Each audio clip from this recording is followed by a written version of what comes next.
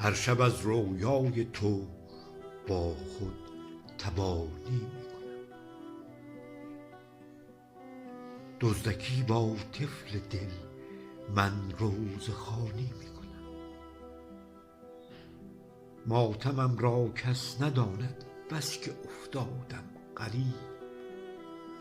نرم نرم از دیده ام گوهر فشانی می کنم.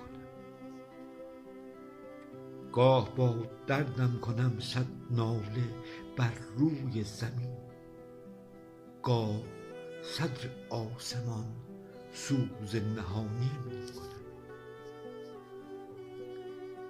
چشمک ناز ستاره پیش روی ماه تو. تا که می بینم دلم را آسمانی می کنم.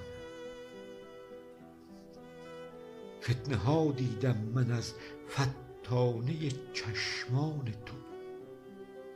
دیگر از هر فتنه ات تدبیر آنی می کنم.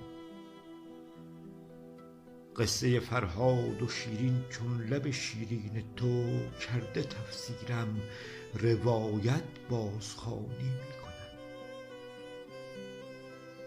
دوستت دارم شنیدم از لبان قند تو. اوج پیری در خیال خود جوانی می کنم. چشمک پروین چه ارزد پیش چشمک های تو. چشم در چشم تو من چشمک پرانی می کنم. گاه شیدا می شوم با دیدنت شوریده سر. گاه رامم مثل موسی من شبانی می کنم. چون عصا بر دست دارم دست دادم معجزه. گرگ جان را بره کرده چوب تانی می کنم. طالب این احوال دل از شهریار الهام شد. حال در ملک غزل من